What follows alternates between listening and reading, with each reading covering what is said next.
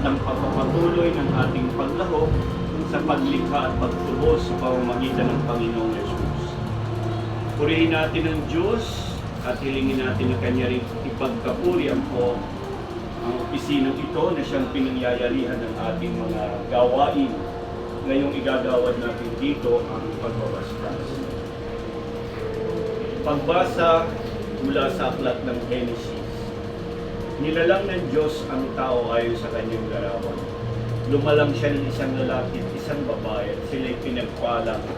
Wika niya, magpakarami kayo at punuin ang inyong mga supling ang buong daigdig at pamahalaan ito.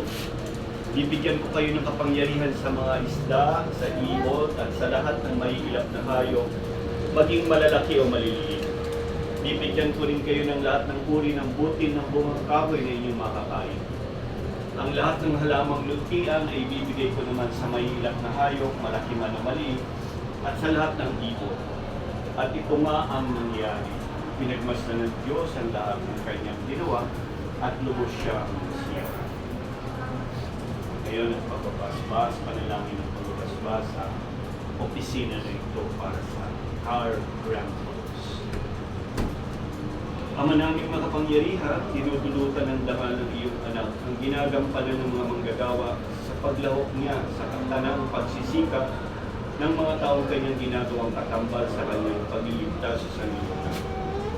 Pagtibayin mo ng pagbabasbas ang mga manggagawa na dito'y naghahangad na apoy ng kanilang tungkulong iniatas upang makahati sa iyong paglingap na dudutan ang tanang nangangailangan ng sangkap at gamit sa pamumuhay sa ikapagkakapuri ng iyong kadakilaan sa pamamagitan ni Kristo ang Panginoon.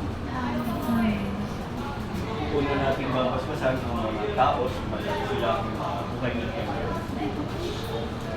Lydia o the water.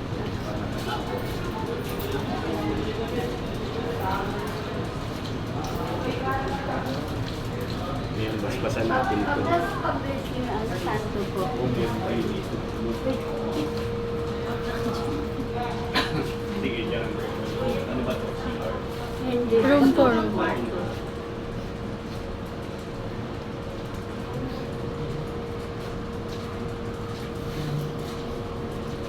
Sige, lalabasin tayo doon. Ngayon ito bang kotse pinakailan niyo? Lamborghini. Hindi na makulugay yung kotse. Dito sa labas.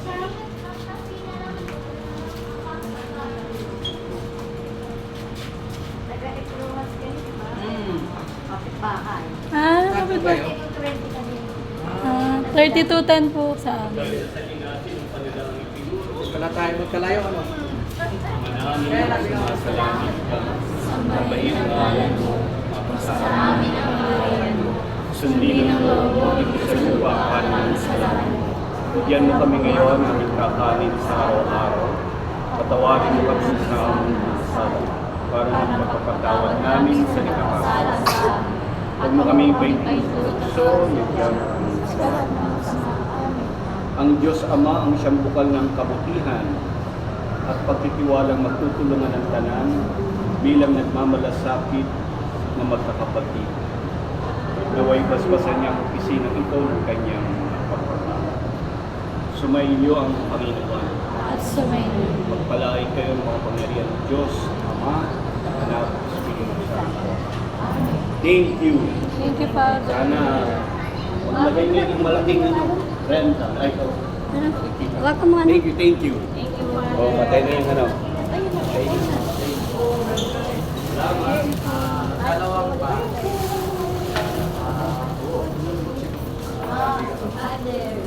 Kain po. Oh, thank you.